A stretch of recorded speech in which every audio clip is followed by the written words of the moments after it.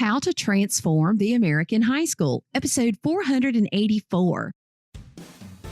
The 10-Minute Teacher Podcast with Vicki Davis. Every weekday, you'll learn powerful, practical ways to be a more remarkable teacher today.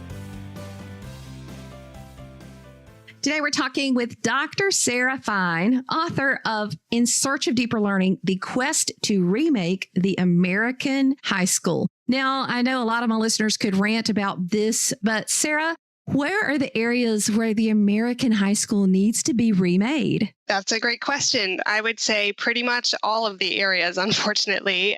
In our book, so my co-author, Dal, Maida, and I, we started a project about 8 years ago where we were setting out to look at really innovative high schools, which we saw as serving a wide range of kids really well. And we looked and we looked and we looked. And we found some schools where there were pockets of really amazing work happening, but we found very few schools which as whole schools were really working well for all kids. And so what we ended up doing was kind of piecing together in glimmers and pockets what we thought a really amazing high school might be.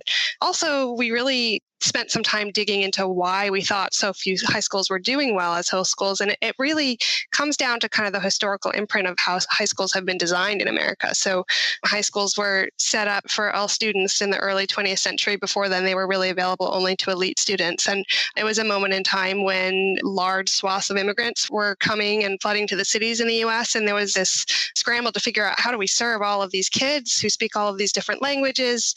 And so what you got was kind of this batch processing model where you have high schools that are sorting kids, tracking kids based on very shallow perceptions of who they are and what they might become. You have separations of subjects from each other and from the real world. You have quote unquote college preparatory curriculum being separated from technical and vocational and career track curriculum.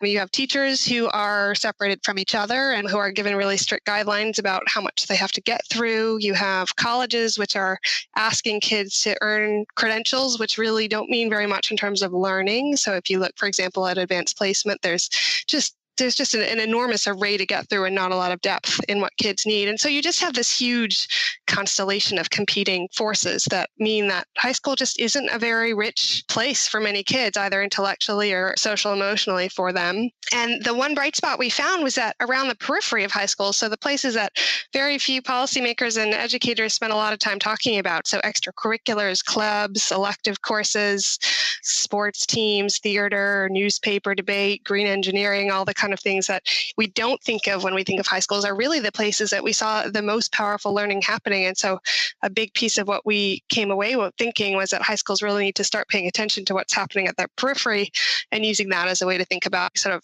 in core academic courses, which are so broken. Yes. And, so much at the periphery is free teacherpreneurship or innovation. And, just to add to this, Sarah, as I was thinking about this topic, I was talking to some folks. And one person was talking about her high school up near Atlanta that they had constructed while she was in high school.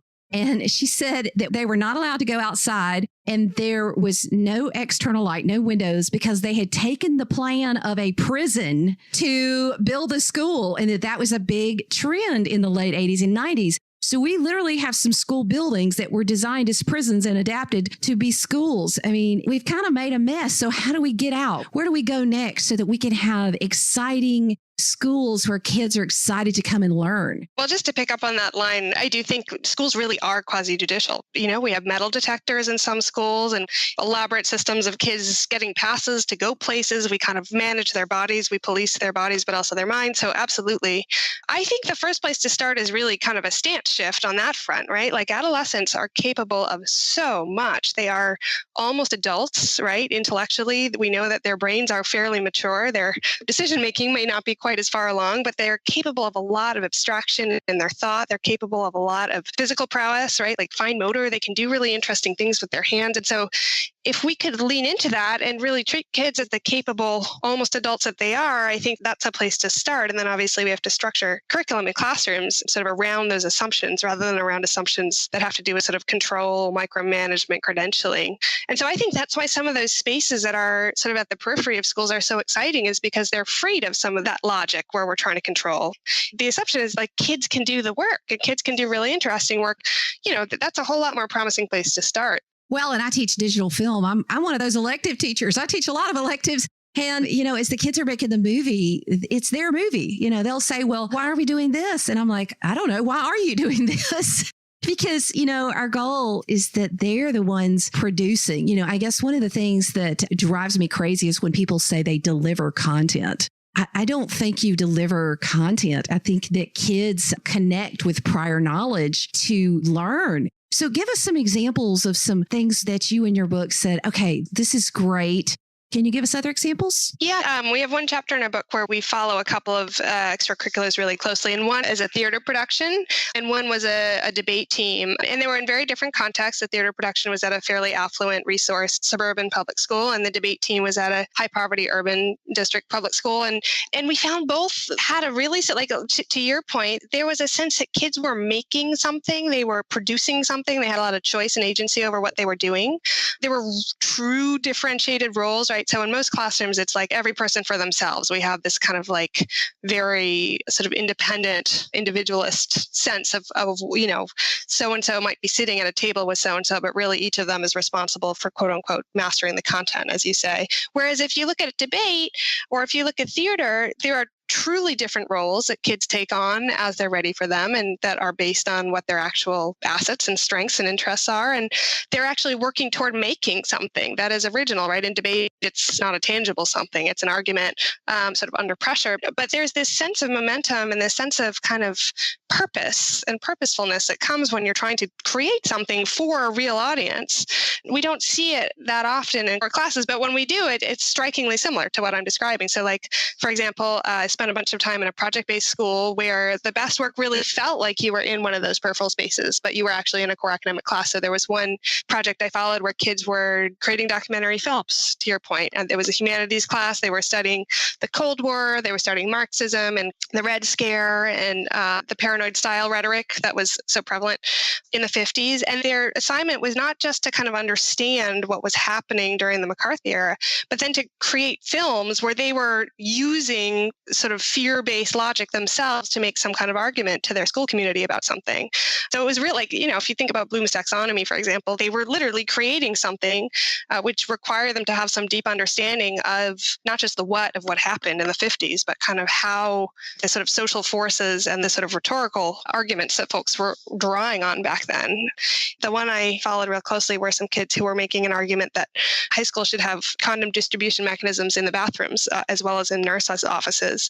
And they were trying to activate everybody's fear around teen pregnancy and around transmitted diseases, right? So they were drawing on the same kind of rhetoric that McCarthy was using to try to activate their community around a change that they really felt was important in their school. And so they'd had this sense that they were making something and doing something, and they had a lot of ownership over what they were doing, and it was connected to content that mattered. It wasn't just in the abstract. There was some real sort of mastery of historical and conventional social studies content that was in there. The struggle, Sarah, is that systemic problems, which is much of what you're uncovering, requires systemic change.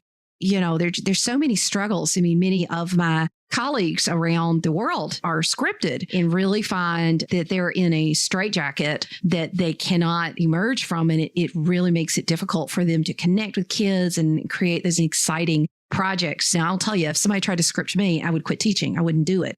But are you seeing any states or any districts or any locations that are changing the system and freeing their teachers up to be able to teach again? Yeah, well, I'm going to speak from experience here, but my actual job is I work for a network of charter schools in San Diego called High Tech High. And so we have 16 schools. They're all fully project-based, and we have a graduate school of education. So I run a teacher prep program out of that graduate school.